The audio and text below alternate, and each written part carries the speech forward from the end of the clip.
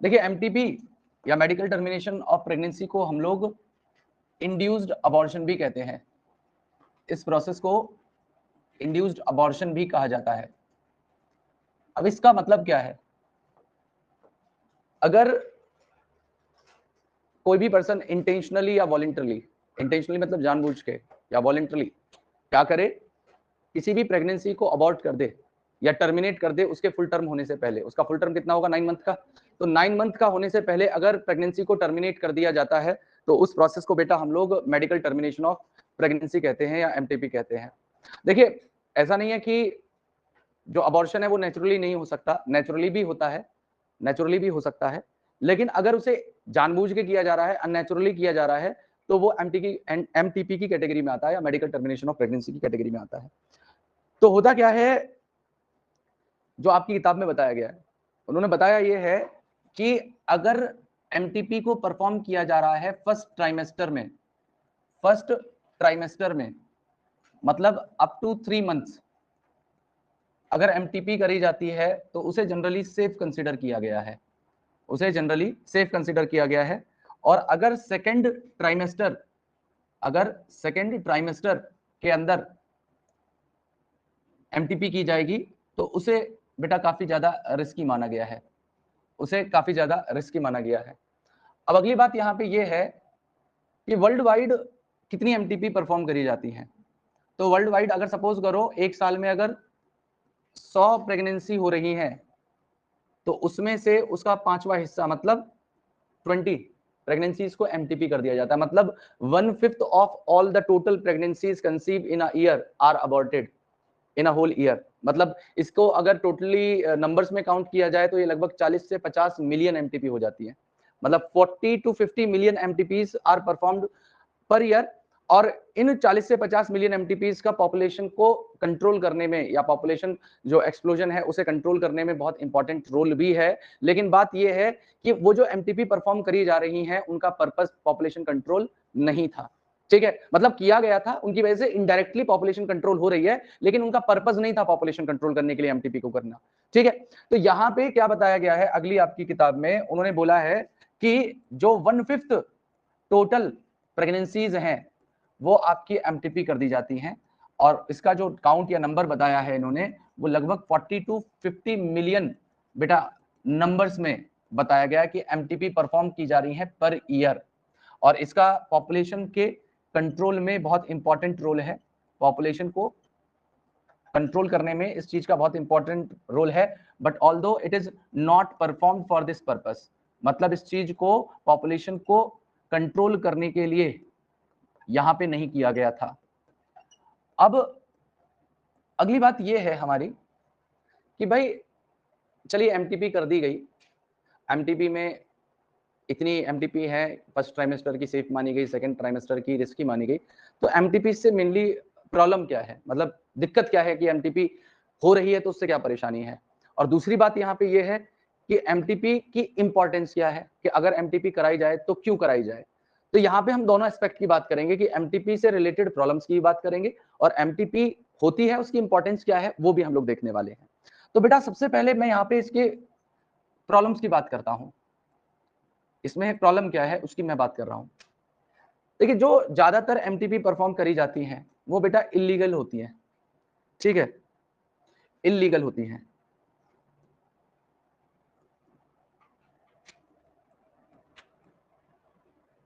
वो इलीगल होती हैं और आपकी उन्हें परफॉर्म करते हैं अनट्रेन्ड पर्सन, उन्हें परफॉर्म करते हैं अनट्रेन्ड पर्सन। तो इसमें दिक्कत क्या होती है, इसमें मदर की लाइफ में या मदर का जो मैटरनल डेथ रेट है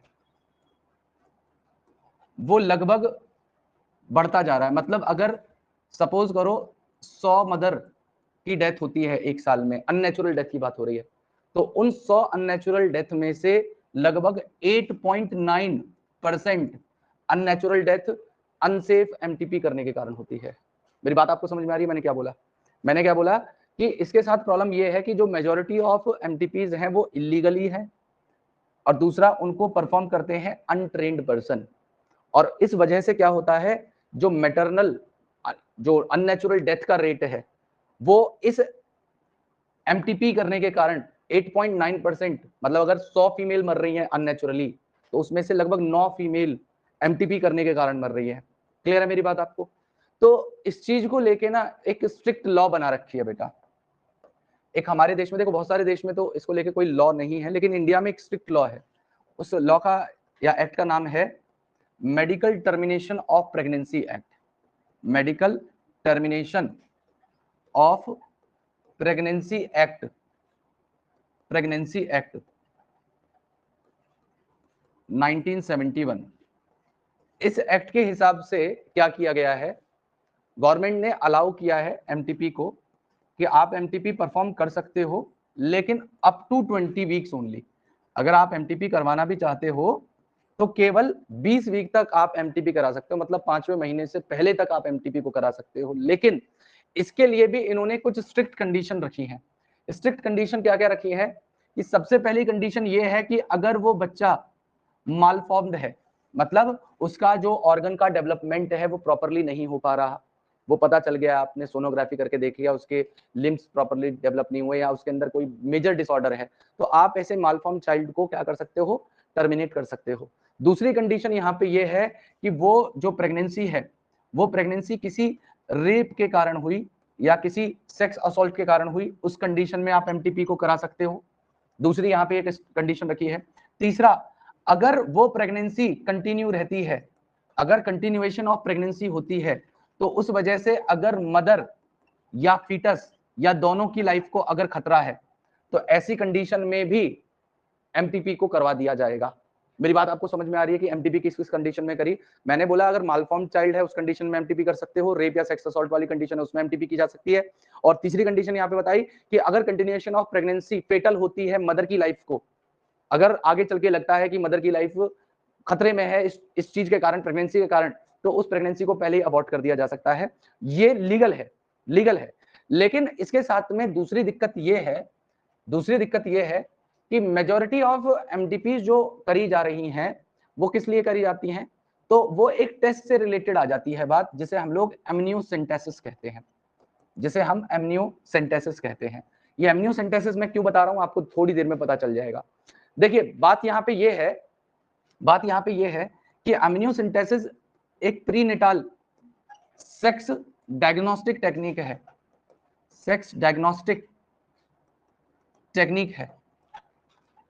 Although this technique, amniocentesis, was discovered to find out any genetic abnormality, इसको डिस्कवर किया गया था किसी जेनेटिक एबनॉर्मेलिटी को फाइंड आउट करने के लिए किसी बच्चे में, लेकिन क्रोमोसोम्स की स्टडी करने की वजह से वहां पे हमें सेक्स क्रोमोसोम के बारे में पता चल जाता है, और अगर सेक्स क्रोमोसोम के बारे में पता चल गया तो इंटर्न उस बच्चे के सेक्स के बारे में कि वो मेल है या फीमेल है तो वो भी पता चल जाएगा। तो अब यहाँ पे क्या किया गया, इंडिया में बेसिकली इस टेस्ट को इसीलिए यूज किया जा रहा था बस सेक्स डिटर्मिनेशन के तौर पे, मतलब उनके लिंग की जांच करने में इस चीज को इस्तेमाल किया जाता था कि वहां पे मेल है या फीमेल है, और अगर वहां पे लगता था या पता चलता कि वो फीमेल थी तो उस फीमेल का पिटिसाइड कर दिया जाता था या उसे मार दिया जाता था। तो इस कारण इस टेस्ट को क्या किया गया था, बैन किया गया इंडिया में, इस टेस्ट को बैन किया गया। और उसके बाद में एक लॉ और बनाई गई, मतलब सेक्स डिटर्मिनेशन को लेके भी एक लॉ बनाई हुई है, उसको अमेंड किया हुआ है। मतलब आप कभी सब लोगों ने लाइफ में कभी ना कभी अल्ट्रासाउंड कराया होगा, तो एमनियोसेंटेसिस तो बंद है, तो बेसिकली अब भी लोग क्या करते हैं बेटा, अल्ट्रासाउंड या सोनोग्राफी करके क्या करते हैं, बच्चे का पता कर लेते हैं। लेकिन सोनोग्राफी हो सकती है कब, एटलीस्ट 3 महीने के बाद में, जब तक जेनाइटल ऑर्गन ना डेवलप हो जाए। मैंने बताया 3rd मंथ तक तो जेनाइटल ऑर्गन डेवलप होते नहीं है, आप लोगों ने भी तो लास्ट चैप्टर में पढ़ा। तो जब तक सेक्स ऑर्गन डेवलप नहीं होंगे तब तक सोनोग्राफी में भी पता नहीं चलेगा कि वो लड़का या लड़की है। हाँ जी जी बेटा, हाँ कर सकते हैं, बिल्कुल हाँ कर सकते हैं, लीगली कर सकते हैं। क्या, अरे नहीं तो मैंने बोला तो, अरे मालफॉर्म रेप या सेक्स असॉल्ट हुआ, उसके अलावा अनवांटेड प्रेगनेंसीज में मैंने बोला था, लिखा नहीं है मेरे हिसाब से, लेकिन हाँ अनवांटेड प्रेगनेंसीज को भी कर दिया जा सकता है, बिल्कुल किया जा सकता है। तो 3rd मंथ तक क्या होगा, सेक्स ऑर्गन डेवलप करेंगे, अब सेक्स ऑर्गन जब डेवलप होंगे उसके बाद ही आप सेक्स को उसके जांच कर पाएंगे। तो यहाँ पे बताया गया कि 3rd मंथ के बाद में दूसरा ट्राइमेस्टर चालू हो जाएगा, और दूसरा ट्राइमेस्टर यहाँ पे अगर चालू होगा तो सेकंड ट्राइमेस्टर की जो एमटीपी है उसे क्या माना गया, रिस्की माना गया। तो इसकी वजह से क्या हो रहा था, सोनोग्राफी करके लोग बच्चे का सेक्स डिटरमाइन कर ले रहे थे, और सेक्स डिटरमाइन करने के बाद में उस बच्चे को वो फीटिसाइड कर देते थे। तो इस चीज से बचने के लिए कि फीमेल फीटिसाइड का जो रेट है, जो फीमेल फीटिसाइड का रेट है वो बढ़ता चला जा रहा था, तो इसलिए एक और लॉ बनाई गई। उस लॉ का नाम था prenatal sex diagnostic technique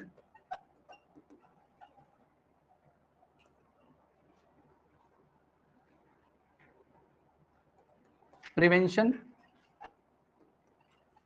and misuse act 1994 में बनाया गया बेटा। इसको दोबारा अमेंड कर दिया गया था ईयर 2002 में, ठीक है।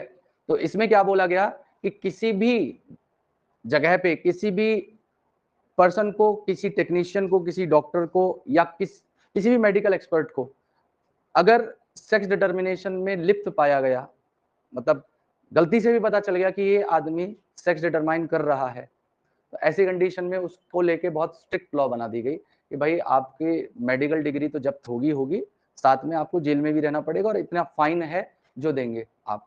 तो ये लॉ बनाई गई सेक्स डिटर्मिनेशन को लेके, और वो लॉ जो पहली वाली थी वो लॉ किस लिए बनाई गई थी, एमटीपी को लेके, कि आप एमटीपी नहीं कर सकते। अब बेटा बात क्या आती है, देखो कोई भी एक्सपर्ट डॉक्टर है जिसने एमबीबीएस की हुई है, एमबीबीएस की मेहनत से उसने इतनी मेडिकल की डिग्री प्राप्त की है, तो वो फालतू के इलीगल काम में तो इन्वॉल्व होगा नहीं, बिल्कुल नहीं होगा। आप चाहे उसे कितना ही पैसे का लालच देंगे कि भाई आप ऐसा कर दो, तो बोला नहीं करना। तो ऐसी कंडीशन में कौन इसमें इन्वॉल्व होता है, इसमें इन्वॉल्व हो जाते हैं जो हेल्थ वर्कर होते हैं लोअर ग्रेड के, जिनको प्रॉपर नॉलेज नहीं होती। हॉस्पिटल्स के अंदर जो काम कर रहे होते हैं, जो नर्सिंग होम्स में काम करते हैं, या जो किसी गायनिकोलॉजिस्ट के टच में है, जो इनको थोड़ा बहुत हल्का फुल्का ज्ञान दवाइयों का हो गया है, तो ऐसी कंडीशन में वो ड्रग्स थोड़ा बहुत जानकारी उनको हो ही जाती है।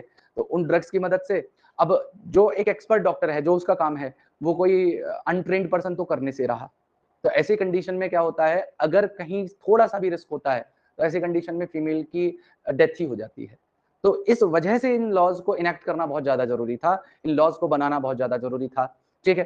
तो अगली बात यहाँ पे ये है कि ये तो रही इसके साथ में प्रॉब्लम मैंने बताया, सबसे पहला तो मैटरनल डेथ होती है इसकी वजह से ज्यादा, दूसरा फीमेल फिटिसाइड रेट बढ़ रहा था, तो इस वजह से भी इस टेक्निक को मतलब इस टेक्निक को ही बैन करना पड़ा। इवन एमटीपी के ऊपर भी उन्होंने वो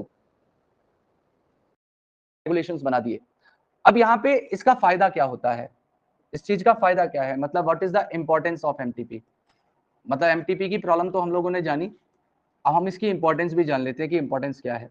अच्छा, इसमें करा किया जाता है, एमटीपी के अंदर करा किया जाता है, कैसे किया जाता है।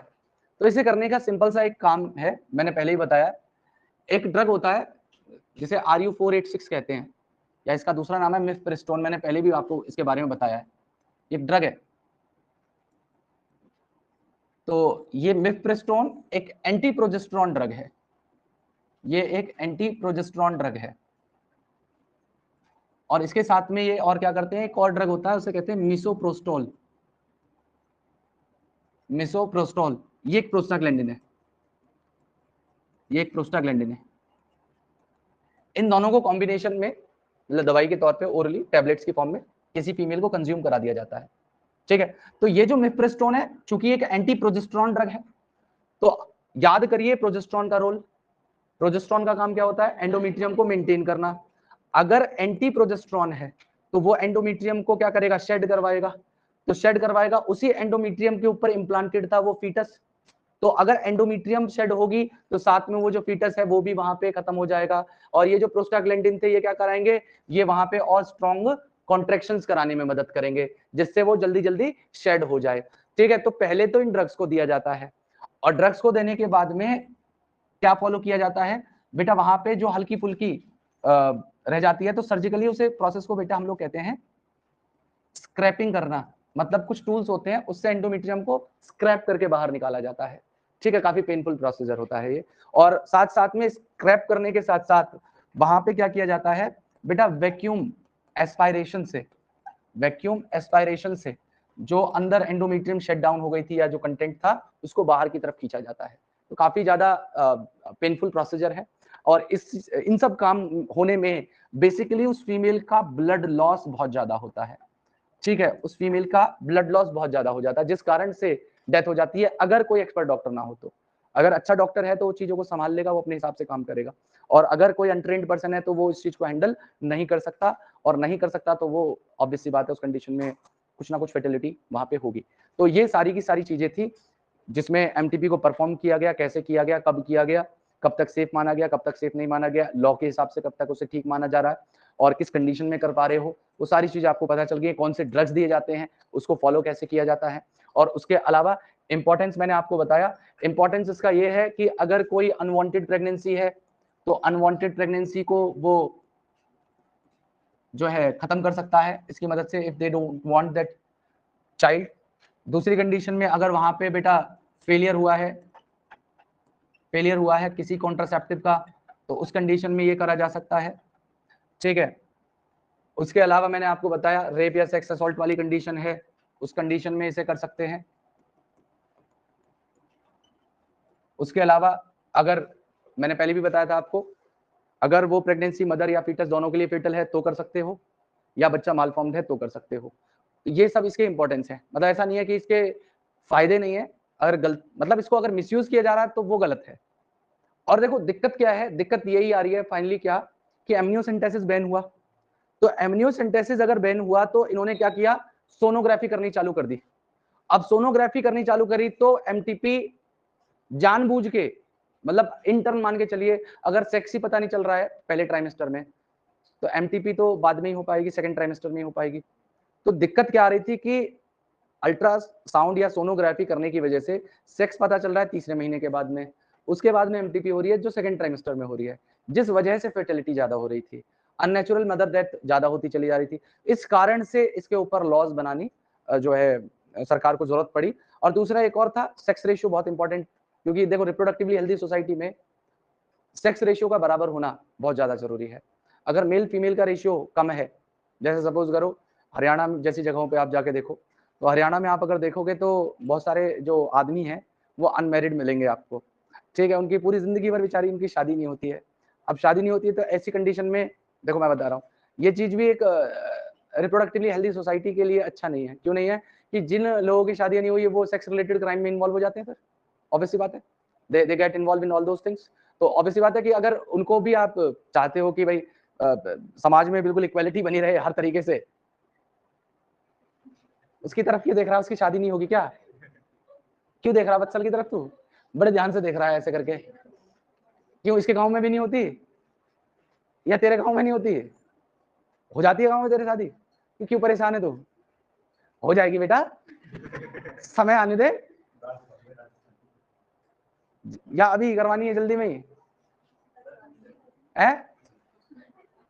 मैं बता रहा हूँ यहाँ पे कि दिक्कत रिप्रोडक्टिवली हेल्थी सोसाइटी हो जाती है, आपस में देख रहे हैं और शर्मा रहे हैं एक दूसरे को देख देख के, अरे कोई दिक्कत है, परेशान हो, समस्या नहीं ना, तो यार पढ़ो ना अच्छे से तुम।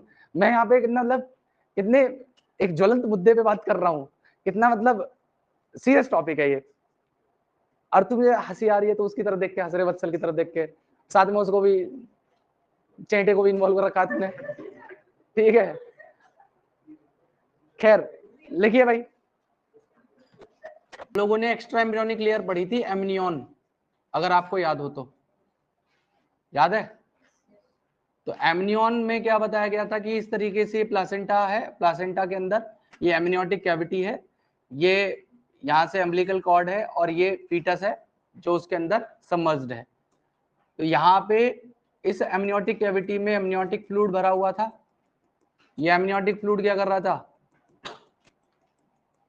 शॉक एब्जॉर्बर का काम कर रहा था, नहीं कर रहा था, मैकेनिकल एब्रेशन से इस बच्चे को बचाने का काम कर रहा था। तो इसमें कुछ फीटल सेल्स थी, तो किया क्या गया, इसमें से इस थोड़े से एमनियोटिक फ्लूइड को बाहर निकाल लिया गया। इस एमनियोटिक फ्लूइड को बाहर निकाला गया, और इस एमनियोटिक फ्लूइड को बाहर निकालने के बाद में उसमें से डीएनए को आइसोलेट किया गया, और डीएनए को आइसोलेट करने के बाद में वहां पे उस डीएनए में जितने भी क्रोमोसोम्स थे उन क्रोमोसोम्स के पैटर्न को स्टडी करा जाता है, उनके पैटर्न को स्टडी किया जाता है। देखिए जनरली ये किसी भी जेनेटिक डिसऑर्डर या जेनेटिक एबनॉर्मेलिटी को डिटेक्ट करने के लिए, डायग्नोस्ट करने के लिए इस टेक्निक को बनाया गया था, इस टेक्निक को बनाया गया था। लेकिन बात यह है कि किसी भी चीज का जो यूज होता है उससे पहले उसका मिसयूज पहले चालू हो जाता है। मतलब बनाया गया तो था कि भाई किसी जेनेटिक मालफॉर्मेशन को पता चला जाए, किसी तरीके के क्रोमोसोमल डिसऑर्डर को पता किया जाए कि कोई क्रोमोसोम प्रॉपरली बना है या नहीं बना, इस चीज को डिटेक्ट करने के लिए इस टेक्निक को बनाया गया था। लेकिन बाद में ये काम तो हो गया बंद, जो इसका मेन मुद्दा था। इसमें क्या किया गया, क्रोमोसोम्स को पता करने लग गए। पता कैसे करने लग गए, ऑब्वियस सी बात है, सारे क्रोमोसोम के पैटर्न बन के आएंगे। अगर 23 पेयर क्रोमोसोम है तो 23 पेयर क्रोमोसोम में सबसे लास्ट पेयर हमारा सेक्स क्रोमोसोम होता है, तो सेक्स क्रोमोसोम भी पता चल जाने लग गया। अब सेक्स क्रोमोसोम कैसे पता करने लग गए कि भाई एक्स क्रोमोसोम दोनों के दोनों लगभग बराबर बराबर के होते हैं, ठीक है। एक्स क्रोमोसोम वाई क्रोमोसोम के मुकाबले थोड़ा बड़ा होता है, और मेल के अंदर एक बड़ा एक्स क्रोमोसोम होता है, एक छोटा सा वाई क्रोमोसोम होता है। तो ऐसी कंडीशन में जहां पे सेक्स क्रोमोसोम में एक बड़ा और छोटा क्रोमोसोम आना शुरू हुआ तो ये पता चल जाता था कि भाई ये तो लड़का हो गया। और जहां पे दोनों सेक्स क्रोमोसोम बराबर साइज के आ रहे हैं, ऐसे कंडीशन में पूरा पता रहेगा कि ये जो फीमेल है या जो फीटस है वो एक लड़की है। तो फिर इसे गर्ल्स चाइल्ड को डिटेक्ट करके उन्हें मारने में, फिटिसाइड करने में इस टेक्निक का बहुत बड़ा रोल होने लग गया, जिस वजह से इस टेक्निक को बैन किया गया। और इस पे क्वेश्चन बन गया था बोर्ड में कि व्हाई देयर इज स्टैट्यूटरी या बैन ऑन एमिनियोसेंटेसिस। आपने स्टेटमेंट भी पढ़ा होगा, आपकी एनसीईआरटी के अंदर दिया हुआ है। तो एक एमिनियोसेंटेसिस की डेफिनेशन है जो अक्सर पूछी जाती है, उसे आप लिख लीजिए। और उसके